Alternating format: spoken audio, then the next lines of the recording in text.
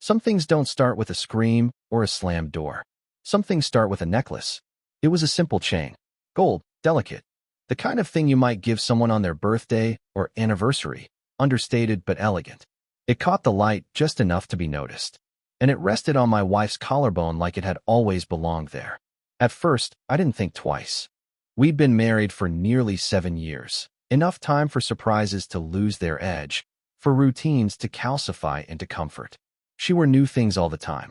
She liked fashion. Accessories rotated in and out like seasons. I noticed the necklace, sure, but it was just another glint of gold in her ever-evolving collection. Until I saw the engraving. We were getting ready for a dinner party. One of those obligatory things with colleagues I barely knew and spouses I didn't care to remember. Allison, my wife, had just come out of the bathroom, wrapped in that emerald dress I always liked, her hair swept back in that deliberate, breezy way. She looked perfect. She leaned into the mirror to apply lipstick, and the pendant shifted just enough for me to catch it. A flash of silver behind the gold, not part of the design, but a tiny, engraved plate welded to the back of the charm. My eyes caught the reflection in the mirror. I tilted my head, curious. I shouldn't have looked. There were only 4 letters etched into that delicate metal. L+M. I froze. My name is David. There is no L or M between us. I didn't say anything right away.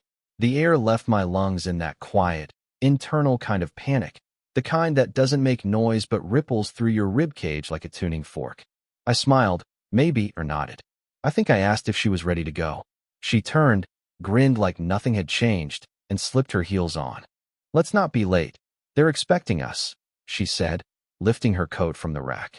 The rest of the evening is a blur. The clinking of wine glasses. Conversations that meant nothing. Forced laughter that echoed too sharply in my ears. Allison was radiant, her laughter effortless, her attention distributed with careful balance. The kind of social ease I used to admire. That night, it made my skin crawl. Because the entire time, I kept thinking about the initials. L+M. She wore that necklace like it was hers. Like it belonged. Later that night, I waited until she fell asleep. I lay there, stiff in the darkness, listening to her breathing, soft and slow, like someone who has no secrets, no guilt, no weight hanging over her. Her side of the bed radiated warmth. Mine felt cold. When I was sure she wouldn't wake, I slipped out of bed and walked quietly to the bathroom. My mind moved on rails, mechanical and numb. I opened the drawer where she kept her jewelry, careful not to make a sound. The necklace sat right on top, coiled in its own elegance. I turned it over in my hand. The engraving was as clear as I remembered. L+M. I turned the chain over again, looking for any kind of clue. A brand. A tag. A receipt, maybe. Nothing. When I returned it, I stood there for a while, unsure whether to scream or throw something or just lie down on the cold tile and let the silence swallow me whole. Instead, I washed my face. Then I returned to bed like nothing had changed. The next morning, I asked the question. Not directly, but enough to make it sound casual. Hey, new necklace? She barely looked up from her coffee. Oh yeah? My sister sent it. For my birthday. I nodded slowly. Didn't see a box. She mailed it a while ago. I forgot to tell you. I wanted to ask what her sister's name was. Lisa. I remembered. Lisa. Not L. Not M. There was no M. Still, I played along. Looks nice, I said. Thought it was new. She smiled. Thanks, babe. And that was it. No hesitation. No flinch. No twitch in her voice or flicker in her eye. Just clean, practiced ease. That's what unnerved me the most. If she had looked nervous, it would have meant she felt something. Guilt. Regret. Fear. Instead, she lied to me like she'd done it 100 times. For the rest of the week, I turned into someone I didn't recognize. A shadow with eyes. I watched her movements, listened too closely to her calls, noted the times she left the room to check her phone. She didn't seem any different. Still laughed at my jokes. Still made her perfect coffee every morning. Still kissed me goodbye before work. But something had shifted. Not in her. In me. I couldn't shake the image of that engraving. I replayed it like a film reel, a scratchy memory loop that never stopped rolling. L+M. Who the hell was M? I needed more. By Thursday, I'd made copies of our phone records. She didn't know I had access, an old setup we never changed when we merged our billing plans. I scanned for unfamiliar numbers. There were a few. One stood out. It had frequent calls around lunchtime and again in the evening. Always short. 5 minutes here, 7 minutes there. One in particular, 11:14 p.m. Tuesday night. 8 minutes. I was asleep. She wasn't. The number was registered to someone named Michael Harrow. That's when my stomach turned to stone. Michael. M. I checked her Instagram next. Her account was private, but we followed each other, of course. Her posts were curated. Soft filters, vacation photos, casual brunches with friends. Nothing suspicious. But she'd tagged Lisa in a photo a few weeks ago. The necklace was visible. Lisa replied, "So beautiful. You always were good at hiding secrets." My chest tightened. Was that a joke? A cryptic reference? Did Lisa even know? I didn't sleep that night. The next morning, I left for work an hour early and sat in the car, watching the sunrise wash over the empty streets. My hands trembled as I gripped the wheel. For a long time, I didn't start the engine. I wasn't sure what scared me more, the possibility that she was cheating or the possibility that she wasn't, and that this madness was all in my head. But the engraving was real. The calls were real. The lies were real. And I wasn't going to ignore them anymore. I needed to know who M was and how deep it went. That evening, while she made dinner, I told her I might go visit my brother in Asheville for a few days. She smiled, said that sounded like a good break. She didn't ask why. She didn't ask if everything was okay, because she already thought I knew nothing. That night, I booked a hotel downtown, just 15 minutes away from our house. I packed light and left after she fell asleep, slipping out the door like a thief. But I wasn't stealing anything. I was preparing to take it all back. There's a specific kind of silence that follows the decision to spy on someone you love. Not the silence of guilt. That comes later, but the silence that wraps around your ribs when you cross a line you never thought you would. It's a steady, creeping thing. A dull ache under your skin that says, "This is who you are now." The hotel room I checked into was a plain rectangle with beige walls and the faint scent of cheap citrus cleaner. There was nothing remarkable about it, which was exactly why I chose it. No one would remember me here. Just another tired man with a laptop and a story he didn't want to tell. From that sterile little room, I began to unravel my wife's life. The first thing I did was look deeper into Michael Harrow. A reverse phone lookup gave me his address. 2 neighborhoods over, newer development, upscale, but not ostentatious. Google revealed he was a financial consultant. Divorced. No children. I found his LinkedIn. He had that smile. Practiced, symmetrical, hollow. The kind you wear when selling dreams and hiding debts. His resume boasted Ivy League degrees and words like disruption, optimization, portfolio growth. The sort of buzzwords that impress clients but mean very little. No mention of my wife. But that didn't surprise me. Affairs don't get listed on resumes. That afternoon, I parked a block from his house and waited. I watched the windows.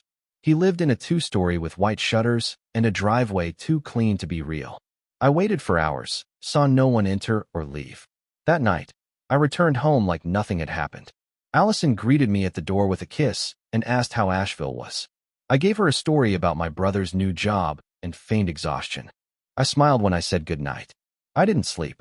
By morning, I had placed an order for a GPS tracker. It arrived 2 days later, discreetly packed, like a box of shame. I slid it under her car's rear bumper with a magnetized clip and set the notifications to ping my phone if she left work early or took any detours. At that point, I told myself this was about information. Clarity. Nothing else. But that wasn't true. It was about pain. About knowing exactly when it began, the moment she chose someone else. About dragging the truth into the light, piece by piece, until nothing was left of the lie she'd built around me. The following Thursday, the tracker pinged at 6:03 p.m. She had left work but didn't go home. Instead, she drove to a location I recognized from Michael Harrow's address. My pulse slowed to a dull, heavy thud in my ears. She parked outside his house, stayed for 47 minutes, then left. No texts, no calls, no explanations. She came home that night with sushi and a bottle of wine. Said she'd had a rough day at work and wanted to treat us. I nodded, ate my meal, pretended not to notice the faint scent of cologne on her scarf, something I didn't wear. That was the moment I knew. I stopped being a husband and became something else. Not yet a stranger, not yet an enemy, just a man untethered from the idea of marriage. The next day, I met with a private investigator. His office was 2 floors above a pawn shop, dim and narrow, with blinds that hadn't been opened since the Obama administration. He was older than I expected, maybe 60. His handshake was firm, his questions clinical. He asked for names, numbers, schedules. I gave him everything. He didn't react when I mentioned Michael Harrow, just scribbled on a pad and nodded like he'd heard the name before. "I'll get you the pictures," he said. "Give me a week." I walked out into the October air and felt it hit me like a verdict. Back at home, Allison was organizing Halloween costumes for our neighbor's party. She wanted to go as Morticia and Gomez Adams. The irony wasn't lost on me. A couple so devoted they practically made death a love language. She tried on a black wig and twirled, asking how she looked. "Beautiful," I said. The next day, I got a call from the jeweler. I'd been calling discreetly, trying to trace the origin of the necklace, the one she claimed came from her sister. I told the shop assistant I was trying to find the maker of a necklace my wife had received, and maybe I'd buy a matching piece. They'd found it in their records. "Yes, sir, that necklace was purchased here," the woman said, her tone chipper, oblivious. "It was a custom order. Small engraving on the back, right?" "Exactly," I said, my throat tightening. "Do you have a name on the purchase?" There was a pause, some typing. "Yes, it was ordered by Michael Harrow. Paid in full. Pickup was about 2 months ago." I thanked her, hung up, and sat very still for a long time. 2 months. That meant this wasn't new. This wasn't fleeting. This was established. Intimate. A level of closeness that let him give her jewelry with initials. A symbol worn proudly on her skin. And she'd lied. That night, I told her I was heading out of town again. "Another trip to Asheville," I said. "More work with my brother." She kissed me goodbye, told me to drive safe, and promised to save me some of the lasagna she was planning to make. I didn't go to Asheville. I parked 2 streets over from Michael Harrow's house and waited. The sun dipped low, painting the houses in soft amber. Porch lights flickered on one by one. And then I saw her car pull into his driveway. She got out casually, no glance over her shoulder, no sense of caution. She walked up the steps like she belonged there and rang the bell. The door opened. I couldn't see his face, but I saw her smile. She leaned in and kissed him, not on the cheek, not like a friend, but like a woman who had been doing it for a while. The door closed behind her. The house swallowed her whole. I didn't move for a long time. My knuckles were white on the steering wheel. I thought about charging in, about storming the door, about shattering every lie with my fists. But I stayed still. I wanted to see what it looked like. What betrayal looked like in motion, without filters, without excuses. I waited. She came out an hour later.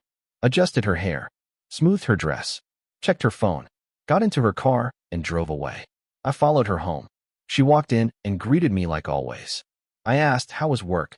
"Exhausting," she said. "I almost left early. Meetings ran long." I nodded. She kissed me, slow and soft, then went upstairs to shower. I stood there in the hallway, still wearing the coat I never took off, heart pounding in my chest.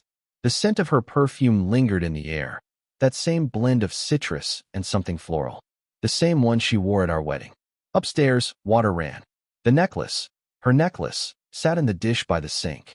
I picked it up, ran my thumb along the engraving. L+M, Michael Harrow. My wife. The investigator texted the next morning. He had the photos. I opened the email in the car, parked in the far corner of a grocery store lot. The first image showed them together at a cafe, another in the park, then a hotel lobby, then in front of his house. Always close, always smiling, always her with him. There was one final picture, taken from the side. She was kissing his neck. His hand was on the small of her back. And the necklace, that damn necklace, caught the light like a silent witness. I stared at it until my vision blurred. Then I closed the email. I drove home, not knowing what I'd do next. But I knew this. I wasn't going to confront her. Not yet. Not until I was ready. Not until she'd feel what it's like to wear a secret on your skin and not know who's watching. There's a strange calm that settles over you once the truth is undeniable. Not relief. Not resolution. Just a stillness. A hollow quiet where fury used to sit. That's where I lived in the days that followed. Allison had no idea. No clue that I knew everything. The lies, the necklace, the man. She moved through the house like nothing had changed. And that, perhaps, was the cruelest part. Because everything had changed. We still kissed goodnight. We still watched TV curled under the same blanket. We still made coffee in the same kitchen where I'd once imagined raising children, growing old. Now I only imagined her with him. Every time she laughed at a text, I imagined his name lighting up her screen. Every late meeting became a rendezvous. Every minute she smiled in silence. That haunted me more than any confrontation could. She wore the necklace again on Sunday. I watched her fasten it in the mirror, her fingers quick and practiced. I stood in the doorway, arms folded. Still loving that gift from Lisa? I asked casually. She paused just a beat too long. Yeah, she said, turning. Why? No reason. Just haven't seen her in a while. Thought she might have dropped it off personally. She mailed it, remember? I didn't blink. Right. She turned away too quickly. That told me everything. The next morning, I called a lawyer. I didn't file anything. Not yet. But I needed to know what would happen if I did. What I stood to lose. What I could protect. We didn't have kids, thank God for that. No shared business. No messy investments. The house was jointly owned, but my name was on more of it than hers. The car she drove? Mine. The savings? Mostly mine. And the necklace? Well, that would become a symbol. After the call, I did something I hadn't done since before we were married. I went to my old friend Theo's bar. Theo was the kind of man who always looked like he belonged in a different time. Worn leather jacket, sleeves pushed up, silver rings on both hands. He served whiskey like it was communion. You look like hell, he said when I walked in. Appreciate the warmth, I replied. He poured without asking. You're not the first. Won't be the last. You ever have someone lie to your face and still smile while doing it? Theo raised an eyebrow. I own a bar, David. That's every Thursday. I almost laughed. Almost. I didn't tell him the whole story. Just enough. Enough for him to say what I needed to hear. You've got two options. End it clean, or end it clever. Clever, I said. The word tasted right. He nodded slowly. Then make sure you bury the knife deep. That night, I started planning. I wasn't interested in screaming matches or broken dishes. I didn't want to be the man who got loud and thrown out. I wanted precision. I wanted her to feel it in layers. Not one swift blow, but a series of small, undeniable cuts. I started with the necklace.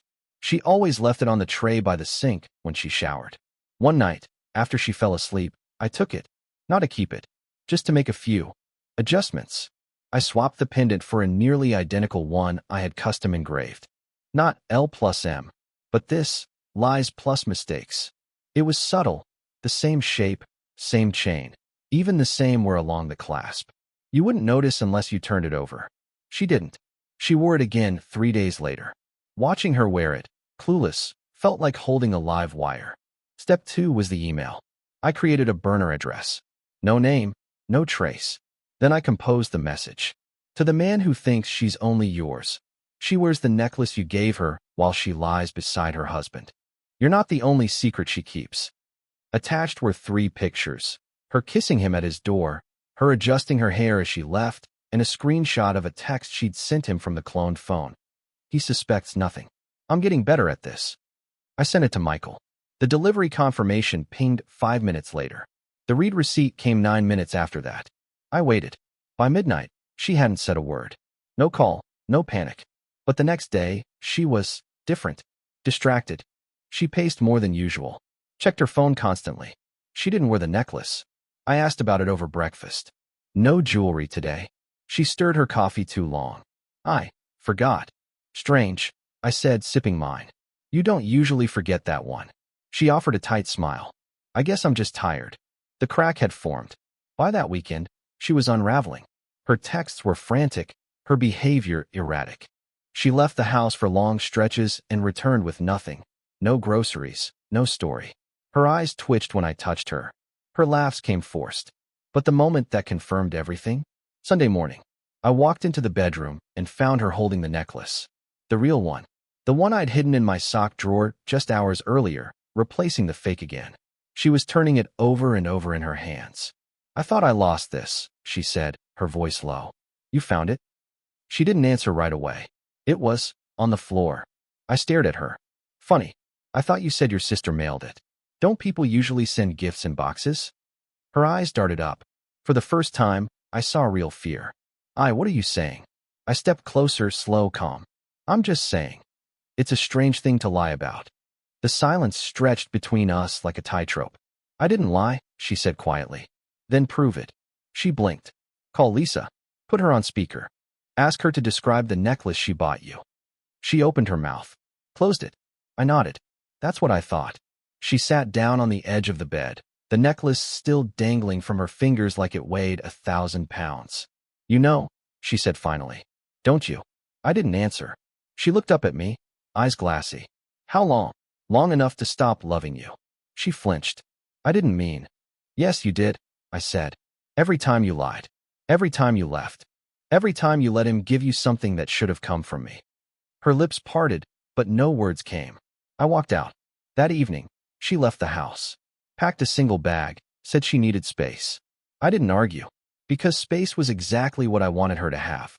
And while she was gone, I changed the locks. I sent the lawyer a message. It's time. The next morning, I got an email. From Michael. I didn't know she was still married. I didn't know she was lying to both of us. I ended it. I hope you burn it all down. Attached was a photo. Of the necklace. The one I engraved. The message side up. Lies plus mistakes. I smiled. But I wasn't done yet. Revenge, when done right, doesn't feel like fire. It's not rage, not heat, not a flash of vengeance that leaves you shaking. That's how movies frame it. Explosive and cathartic. But in real life, real revenge is cold, precise, patient. It simmers beneath your skin until it becomes part of your blood. That's how I felt in the weeks after Allison moved out. She thought the distance was temporary. Just until things calmed down, she said. I didn't argue. I smiled, nodded, helped her carry her suitcase to the car. Take your time, I told her, watching her drive off with a face that finally looked uncertain. The moment she was gone, I opened the safe. Inside were documents I hadn't looked at in years, insurance policies, old deeds, some mutual funds we never touched. And buried between them, the prenup. Signed, dated, witnessed. Allison had insisted on one, ironically. At the time, it was to protect a family inheritance she never ended up receiving. We laughed about it, said it was just a formality. Neither of us thought we'd need it. She forgot one clause. Infidelity voids her claim to spousal support. I made a copy, scanned it, and sent it to my lawyer with a short message. Enforce everything. Use the photos if needed. He replied within an hour. Understood. You'll keep the house, the accounts, the car. She'll walk with what she brought in. Nothing more. I poured myself a drink. But I wasn't done. Because what she'd taken couldn't be measured in equity or bank balances. She'd stolen certainty. Years. The trust that builds over time like bricks. All toppled in silence. And I had one more brick to drop. It came to me while reviewing the footage from the cameras I'd installed weeks earlier. Mostly out of habit now. Even though she no longer lived here. I hadn't disabled them yet. Part of me wasn't ready. That's when I saw it. A recording from the morning after she left. Allison, alone in the house, thinking I was already at work. She'd come back briefly, used her spare key, and walked to the bedroom. Not to retrieve something forgotten, but to search. She rifled through drawers, opened closets, checked the desk. Then she went to the safe. Of course, it didn't open. She didn't know the combination. She stood there for a long moment, hands at her sides, the weight of failure settling in her shoulders. She hadn't come for closure. She came for leverage. She knew I had something, and she wanted to know what. That told me everything. So I gave her a gift. A week later, I arranged a dinner, neutral ground, somewhere public. A restaurant we used to visit back when things were better. Not sentimental, just familiar. She agreed. She arrived wearing the original necklace, the one I'd returned to its dish without her knowing. It shimmered in the candlelight like a lie waiting to be retold. You look well, she said, sliding into the booth across from me. You look tired, I replied. She laughed softly, but her eyes stayed guarded. We ordered. Small talk followed, awkward, fractured. She mentioned her new apartment, how she was sorting things out. Then came the real question. So, where do we stand? I sipped my water. We stand at the edge of closure. She tilted her head. Meaning? I filed, I said simply. Full divorce. Full documentation. Her expression didn't change right away, but her eyes flickered, just a beat. And the settlement? She asked carefully. No settlement, I said. You get nothing. She opened her mouth, but I held up a hand and slid a manila envelope across the table. She stared at it. Open it. Inside were two things: a printed copy of the prenup with the relevant section highlighted, and a letter from my attorney explaining the conditions being enforced. She didn't touch the paper. I didn't cheat, she said, voice quieter now. I smiled just a little. Then you won't mind what's in the second envelope. Her hand trembled slightly as she opened it. Inside was a USB stick and a single printed photo. Her kissing Michael on his porch, the same day she told me she'd stayed late at work.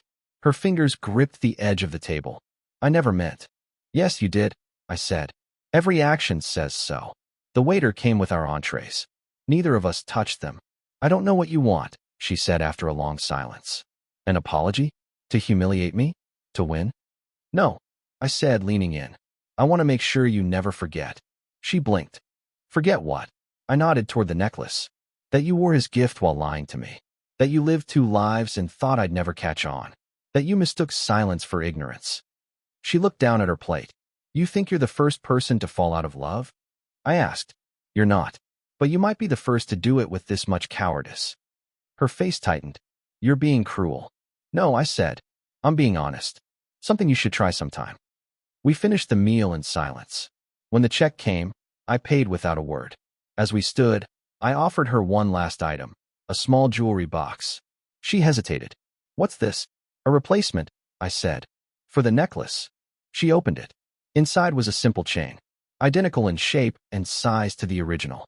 But on the back, loyalty is earned. She shut the box slowly. As she turned to leave, I added, one more thing. She looked back.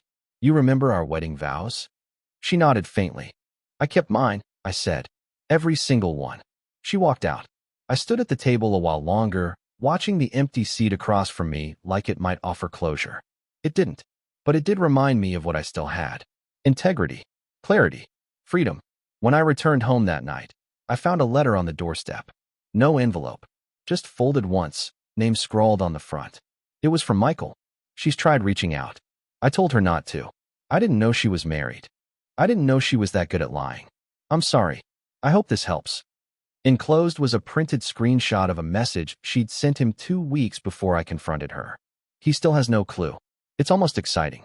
But I'm starting to feel bad. We'll figure it out soon. I didn't need the proof. But the poetic symmetry of it all, that was a gift. I filed the letter with the others. A record. A reminder. But that wasn't the end. Because a week later, something happened that I hadn't planned for. I came home to find the front door unlocked. At first I thought it was an oversight. Then I saw her, standing in the living room. Allison. Eyes red. Face pale. I need to talk, she said. I don't think there's anything left to say, I replied. She stepped forward, shaking her head. There is. Please. Just one last thing. Her hands trembled as she reached into her coat pocket and pulled out something small. The necklace. But not the original. Not the fake. A new one. Different pendant. Different chain. She stepped closer and held it out. I didn't take it. I bought it yesterday, she said. I don't expect you to forgive me, but I wanted to give you something. Something without lies. I stared at the necklace. The back had no engraving. Just blank metal. I looked at her, then back at the pendant. And then I saw it. Etched into the clasp. Tiny and almost invisible unless the light hit it just right. For the one I lost. I said nothing. Just walked to the door, opened it wide. She stood there a moment, then turned, and walked out. It's been 7 months since she walked out for the last time. I remember the sound of the door closing more vividly than any argument we ever had. It didn't slam. It didn't creak. It just shut, quietly, like the end of a movie where no one claps. After that night, Allison never came back. Not for her things. Not for closure. Not even to explain. She left the necklace, the new one, the one with the unspoken apology hidden in the clasp, sitting on the console table by the door. I stared at it for days. It became a kind of artifact, a relic of who she thought she was when it was already too late. Eventually, I put it in a drawer. I didn't throw it away, not because I wanted to remember her, but because it reminded me of who I'd become. Divorce was finalized 2 weeks later. She didn't contest it. The prenup held, just as it was written. She walked away with what she brought in, and even that, my lawyer shaved to the bare minimum. I didn't drag it out. I didn't smear her publicly, but she knew. Everyone did. I never told anyone outside my lawyer and Theo about the affair. But secrets have a scent, and once they're spilled, people sniff them out. Her friends stopped calling. Her job changed locations. Word got around. Not loudly, not in scandal, but in that slow burn way gossip travels when people don't know they're spreading it. Michael moved away. I don't know where. Don't care. Allison reached out once, 3 months after the papers were signed. She emailed. It was short. I hope you're okay. I think about you often. I know I don't deserve your forgiveness, but I wanted you to know I'm trying to become the person you once believed I was. I didn't reply. Forgiveness is a myth told to make people feel better about the damage they cause. And healing? Healing isn't about making peace with the people who hurt you. It's about building something stronger in the ruins they left behind. That's what I've been doing. I sold the house. Every room reminded me of a life I didn't live, only pretended to. I used the proceeds to buy a loft downtown. High ceilings. Exposed brick. Light that floods the entire space like it's been trying to reach me for years. I work from home now. Started my own design firm. Small, intentional, quiet. I take only the clients I like. No noise, no chaos. Just clean lines and my own rules. Theo helped me celebrate my first contract with a bottle of whiskey he claimed was older than both of us. He was probably lying, but I didn't care. It tasted like fire and closure. Some nights, when I can't sleep, I sit by the window with the city glowing beneath me, and I think about the necklace. The first one. The lie she wore around her neck like it was a wedding ring. I remember how tightly she held on to it. How easily she lied. And I think about the second one, the fake. The one I had engraved. Lies plus mistakes. I mailed that one back to her. No note. No return address. Just the chain in a box, folded into a plain white envelope. Because some things deserve to come full circle. The third one, the blank apology, remains in my drawer. It sits there like a question I've already answered.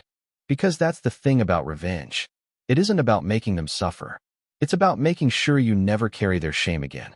One afternoon, months after everything settled, I ran into Lisa, Allison's sister, at a bookstore downtown. She was browsing the nonfiction section, her hair shorter than I remembered. We exchanged the kind of nod people give when they aren't sure how much of each other's stories they're allowed to acknowledge in public. Eventually, she walked over. "Hey," she said, voice soft. "Hey," I replied, closing the book I hadn't really been reading. She stood there a moment. Then, "I didn't send the necklace." I smiled faintly. "I know. She lied to me, too." "Yeah," I said. "She was pretty good at that." Lisa nodded. "I always wondered if I should have told you. When I saw her wearing it, I knew it wasn't for me. But I didn't want to get involved." "You weren't the one who broke anything."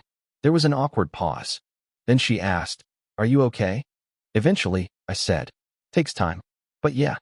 We stood in silence again, surrounded by the smell of paper and ink and 1,000 untold stories. Then she reached into her tote bag and handed me something. It was a book, The Honest Body by someone I'd never heard of. "It helped me when I was figuring out who I was after a long lie," she said. "Might do the same for you." I nodded, thanked her. She walked away, and I realized that the necklace, all of them, had done their job.